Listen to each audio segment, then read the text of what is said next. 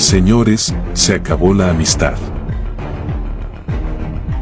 Donald Trump ahora amenaza al oso y sale en defensa del circo ucraniano. Considerando que Rusia, en este momento está apoyando a Ucrania en el frente, estoy evaluando seriamente imponer severas sanciones a gran escala a Rusia. Y esto, hasta que se logre un alto el fuego y un acuerdo de paz. ¿Pero no que eran muy amiguitos? Pues al parecer, no tanto. Ya que el nuevo inquilino de la Casa Blanca al fin mostró su verdadero rostro y advirtió al máximo líder de la madre patria que está considerando castigar severamente a su país. Estamos hablando de fuertes sanciones económicas a gran escala que ni Biden se atrevió a ponérselas. Y esto lo haría como un método de chantaje para que el oso de una vez por todas le ponga fin a su diversión en el agónico circo ucraniano. Ahora la pregunta es, ¿será que el oso se dejará intimidar de esa manera? Vamos a comenzar con la amenaza que lanzó esta misma mañana el presidente Donald Trump a Rusia en medio de la guerra que mantiene con Ucrania. El mandatario estadounidense dijo estar dispuesto a aplicar nuevas sanciones y aranceles al gobierno de Vladimir Putin tras los recientes bombardeos en Ucrania. Donald Trump pidió que ambos países se sienten en la mesa de negociaciones antes de que sea demasiado tarde, así lo dijo. Edwin Pitti está en Washington DC, en la capital del país, y en vivo nos tiene más detalles. Te saludo, Edwin, adelante. ¿Qué tal, Paulina? Muy buenas tardes. Estamos viendo cómo los cambios en la política exterior del presidente Donald Trump desde ya empieza a tener repercusiones en la compleja situación entre Ucrania y Rusia. Por eso en su cuenta de red social, el presidente Trump ha dicho lo siguiente y voy a citar. Dado que Rusia está actualmente aplastando a Ucrania en el campo de batalla, estoy considerando seriamente imponer sanciones económicas y aranceles contra Rusia hasta que se alcance un alto al fuego y un acuerdo final de paz. A Rusia y Ucrania les digo, siéntense a negociar ahora mismo antes de que sea demasiado tarde. Gracias. Esas fueron las palabras del presidente Donald Trump luego de un ataque con misiles por parte de Rusia a Ucrania, un ataque que se da en momentos cuando la propia Casa Blanca de Donald Trump toma la decisión de parar de compartir información de inteligencia con Ucrania, y por eso las críticas le están lloviendo al mandatario desde el Congreso, sobre todo de parte de los demócratas que aseguran que todo lo que está pasando es por ese cambio en la política exterior del propio presidente Donald Trump. Ahora, entre otras reacciones, el jefe de gabinete de Zelensky en Ucrania, el señor Andriy Yermak, ha dicho que si Rusia no detiene los ataques aéreos con misiles, sí deberían enfrentar todas las consecuencias, que incluya, por supuesto, restricciones económicas. Sin embargo, la expectativa ahora recae sobre lo que pueda pasar la próxima semana en Arabia Saudita, donde se espera que Estados Unidos y Ucrania se reúnan para finiquitar y retomar las conversaciones para firmar ese acuerdo, no solamente en seguridad, sino también con los minerales de Ucrania que Donald Trump quiere controlar. Así que, nuevamente, el presidente Donald Trump considerando la posibilidad de implementarle serias sanciones económicas y altos aranceles a Rusia si no detiene los ataques aéreos en contra de Ucrania. Soy Edwin Pitti, estamos reportando en vivo desde Washington DC para tu edición digital. Paulina, vuelvo al estudio contigo con mucha más información. Claro, el tema de los aranceles sigue siendo central para la agenda de Trump, pero algo que explican los economistas, sin importar su orientación, es los aranceles los paga el importador, no los paga el país de donde vienen los productos. Estados Unidos tiene acuerdos de libre comercio con México, con Canadá, con Chile, con Colombia. Hay preocupación por este mensaje, y veíamos esta semana, es un día hay aranceles, al otro no, son limitados, vienen o no. La economía lo está resintiendo y está generando mayor preocupación. Lo que Trump dice podría generar algo de incomodidad, puede, por lo que estamos viendo, tiene consecuencias más serias. Sí, las tiene, y es una preocupación bien grande pasando en la región, pero también pasando en el mundo, pero enfocándonos en la región. El presidente habló de imponer aranceles a Canadá y a México. Estados Unidos depende mucho de los bienes entrando desde esos dos países. Entonces, cuando hay un arancel de 25% para esos dos países, eso termina siendo mucho más difícil para Estados Unidos. El presidente habló sobre que podría haber dolor para el ciudadano estadounidense, y lo que se está refiriendo es la transición que ocurriría si empezamos a producir los bienes que producen en México y en Canadá, en Estados Unidos. Muchos de esos bienes no se van a poder producir en Estados Unidos. En particular los temas agrícolas. Hay el tema de los temas mineros, o los temas de cobre, y eso es un tema. Hablaste un poquito de cómo afecta el resto del mundo. Chile, cobre y aluminio, y que están muy preocupados. Usar los aranceles se pueden usar para el bien, como un incentivo, ¿cierto?, para corregir comportamientos, pero también se pueden usar como un castigo. Y lo que está pasando ahora con el presidente es que lo está usando mucho más para un castigo. Entendemos bien que el tema aquí central para el presidente es expulsar inversión china en el hemisferio oeste. Y hay grandes preocupaciones con la participación de China de nivel muy profundo en toda la región, ¿cierto? China es el primer socio comercial de muchos países en Sudamérica, y tiene una presencia muy grande en el resto del hemisferio. Pero la manera en que esto se está haciendo, se está aplicando, ¿cierto?, no está atrayendo más la atención de países en la región, sino que está empujándolos a mirar a otros socios comerciales. En particular están mirando muchos a China, están mirando muchos también a Europa. El trato de Estados Unidos hacia Europa también ha sido muy preocupante. La división que existe en cuanto al tema de Ucrania ha hecho que los europeos vean al mundo sin esta relación tan cercana que existía con Estados Unidos por mucho tiempo. Eso no es solamente en temas de seguridad, pero también es en temas comerciales. Entonces, esto de los temas de aranceles es mucho más profundo que estas amenazas que hace el presidente de un día a otro. Los mercados lo están sintiendo, y de pronto también los consumidores estadounidenses lo van a sentir, y ahí es donde van a haber problemas más grandes para el presidente.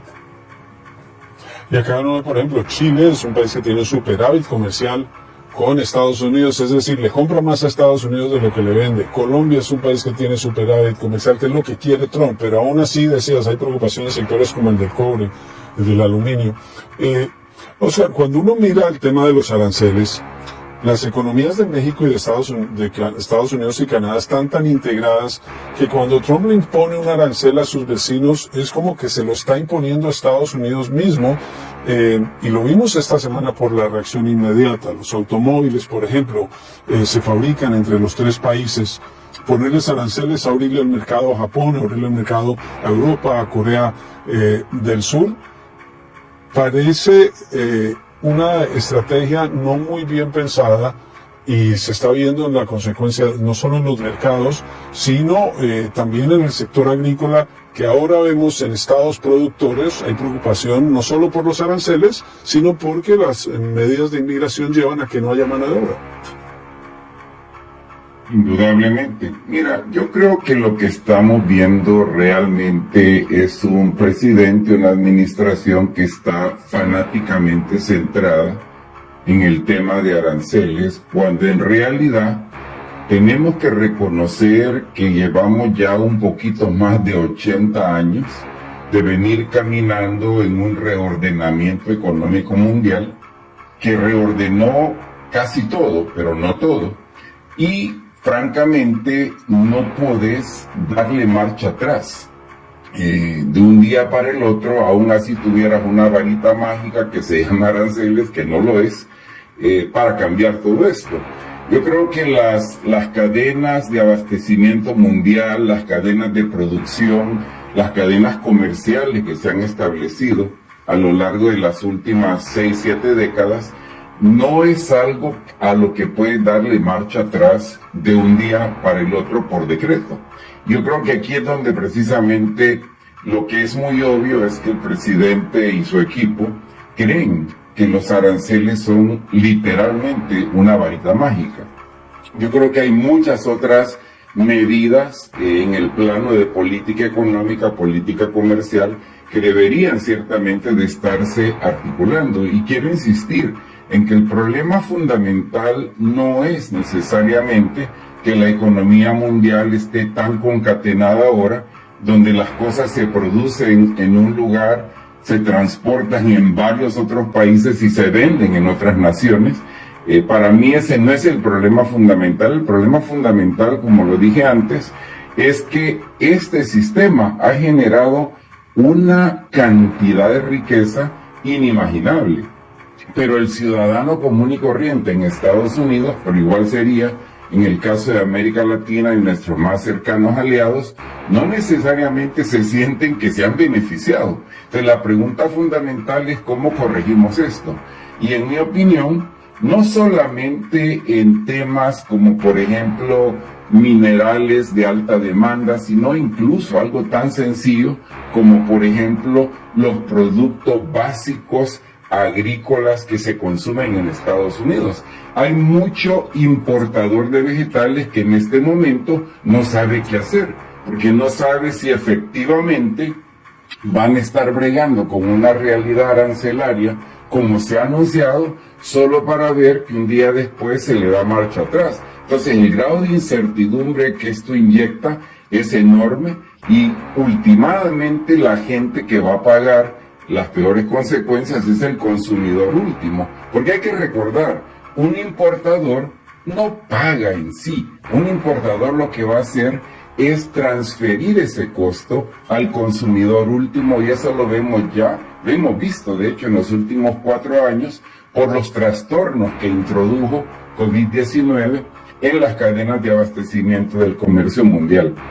Yo insistiría mucho en que claro que necesitamos llegar a una realidad económica donde el ciudadano común y corriente se sienta reconocido y se sienta beneficiado de la economía mundial en la que vivimos, pero no le vamos a dar marcha atrás a esto de un día para el otro por decreto. Internacional, el profesor Jorge Schmidt Nieto, doctor en Ciencias Políticas de la Universidad de Puerto Rico. Doctor, gracias por estar con nosotros. ¿Ha mejorado la relación entre Washington y Kiev o simplemente lo que ha pasado es que Zelensky tuvo que rendirse a las exigencias de Trump porque no le queda otra? Las dos son correctas, no cabe duda. El mundo entero se asustó, pasamos un gran susto después de haber visto ese espectáculo que no es usual, verlos peleándose literalmente en una dinámica que debió haber sido diplomática y estaba diseñada para limar asperezas. No sabíamos después de esa sorpresa si íbamos a seguir recibiendo sorpresas peores. Así que no cabe duda que fue un alivio. Las expresiones de Donald Trump fueron un alivio porque eso le baja la presión a esa dinámica. Por supuesto que es de esperarse que Zelensky hiciera eso porque él es el que tiene todo que perder. Su país está siendo invadido, está siendo destruido, está en una posición totalmente vulnerable, dependiente de Estados Unidos 100% desde el 2014. Desde la invasión a Crimea, desde la guerra civil en el Donbass, ha tenido total dependencia de Estados Unidos. Así que fue una buena noticia, pero las palabras son una cosa, las acciones son otra. Y aunque Donald Trump habló en un tono conciliador, de todas maneras le detuvo la ayuda de inteligencia, sigue insistiendo en su postura revisionista de la guerra, ese revisionismo después que todos vimos frente a nuestros ojos cómo Rusia agredió, invadió a Ucrania, ahora Donald Trump está reescribiendo esta historia diciendo que fue prácticamente culpa de Ucrania y que la responsabilidad de la paz también es de Ucrania y también es de Europa, pero no le está poniendo ninguna culpa a Rusia y ninguna responsabilidad sobre la solución a Rusia tampoco. Y ese es el gran problema. ¿Puede Ucrania y Zelensky recostarse en Europa y prescindir al menos de manera parcial de la ayuda de los Estados Unidos? ¿O Ucrania necesita sí o sí algún tipo de ayuda de Estados Unidos? Ahora mismo necesita sí o sí alguna ayuda de Estados Unidos. No hay ningún ejército europeo de ningún país europeo que le pueda hacer frente al ejército ruso.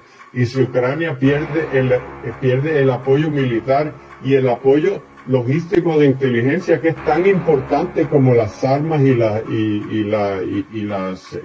los antimisiles y todo eso, el apoyo de inteligencia para saber dónde están los aviones, dónde están los tanques, dónde están las tropas, eso es igual de importante. Si Ucrania pierde eso, Rusia se pone en una posición mucho más fuerte para invadir. Así que Ucrania necesita el apoyo de Estados Unidos, pero también para algún tipo de garantía de que no se aumente la presión luego de que haya un cese al fuego, va a necesitar tropas europeas en Ucrania. No porque las tropas europeas tengan la capacidad de detener a Rusia, sino que por el tratado, el artículo 5 de la OTAN, si Rusia atacara a algunas tropas francesas o inglesas, se vería entonces Estados Unidos en la obligación de entrar, y eso lo sabe bien Rusia. Así que Zelensky da la impresión de que ya se ha resignado a que va a perder 20% de su territorio, que nunca va a recuperar Crimea y que le va a entregar a Estados Unidos gran parte de sus recursos naturales. Su preocupación es que cuando se vaya Donald Trump de la presidencia, Rusia y Putin comiencen otra vez a su agresividad y empiecen a quitarle otro pedazo más, porque ahí esas son las garantías que Zelensky pide y las que nadie les puede dar.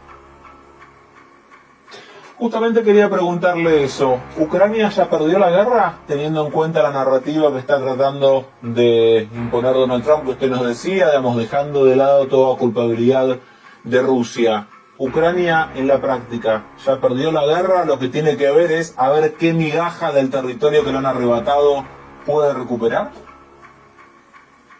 Claro, y francamente ese pedazo del Donbass, hace tiempo que Ucrania no tenía realmente un control efectivo sobre ese territorio. Esa guerra civil que comenzó en el 2014, el gobierno ucraniano la podía sostener por el apoyo que le dio primero Barack Obama, después Donald Trump, Biden. Sin ese apoyo, ese pedazo lo habría perdido hace tiempo. Así que sí, Ucrania perdió la guerra. Donald Trump en eso tiene razón, perdió la guerra y no va a ser capaz de aguantar las tropas, un avance adicional de las tropas rusas, si no es por el apoyo estadounidense. Y eso suena un poco cruel de parte de Donald Trump, porque fue el propio Estados Unidos con Joe Biden quien le aseguró a Ucrania que nunca permitirían que pasara eso. Pero el mundo está cambiando aceleradamente. Y hablando de que el mundo cómo cambia aceleradamente, venimos hablando de varias potencias, Estados Unidos, Rusia, pero también me interesaría preguntarle qué pasa con China en este contexto mundial, porque es la otra potencia que falta. Y esa es la potencia, y esa es realmente lo que le preocupa a Donald Trump. Era la preocupación de Joe Biden también. Ellos están muy conscientes que su gran enemigo militar, industrial, tecnológico no es Rusia, es China. Esa es su gran competencia. China tiene un ejército que puede crecer mucho más porque tiene una capacidad industrial que no tiene Rusia. Así que China apenas gasta menos de la mitad del % de su Producto Interno Bruto comparado con lo que gasta Estados Unidos en Fuerzas Armadas. China tiene mucho espacio para crecer, mucho más potencial para gastar y aumentar su armamento. Hay una competencia también en cuanto a inteligencia artificial, hay una competencia comercial, hay una competencia por la posición geopolítica en el mar de China Meridional, en el Indo-Pacífico, por Taiwán, y hay una carrera armamentista que se ha desatado no solo en China, también en Europa. Así que en ese sentido, Donald Trump está muy claro, como lo estaba también Biden, que a mediano y a largo plazo su mayor competencia es China, y desde esa perspectiva la postura de Donald Trump es entendible porque para los intereses de Estados Unidos no es conveniente seguir gastando dinero y seguir manteniendo su enfoque de política exterior en Ucrania, cuando donde de verdad lo debe hacer es en el Pacífico. Y allá también veremos cómo Japón se rearma, Corea del Norte, Corea del Sur. El próximo escenario a mediano plazo de tensiones, de posibles conflictos militares, van a ser en el Océano Pacífico, van a ser en Asia. Y en ese sentido, el hecho de que la retórica de Trump hacia China no sea una retórica conciliadora o una retórica de por lo menos mantener líneas de comunicación abiertas como las había con la Unión Soviética, aunque había Guerra Fría, siempre se hablaron. Cuando Estados Unidos y China no se hablan, es cuando pueden malinterpretarse las acciones y suceder eventos trágicos que nos lleven a una escalada, a una espiral de los conflictos. Jorge, gracias por haber estado con nosotros, por ayudarnos a entender un poco este conflicto y ampliarlo un poco también, al meter también esta pata de China que muchas veces no está tan presente en el análisis. Era justamente el analista político Jorge Schmidt Nieto, doctor en Ciencias Políticas de la Universidad de Puerto Rico, que nos ha acompañado aquí en Conclusiones. Muchas gracias por haber estado con nosotros. Con mucho gusto.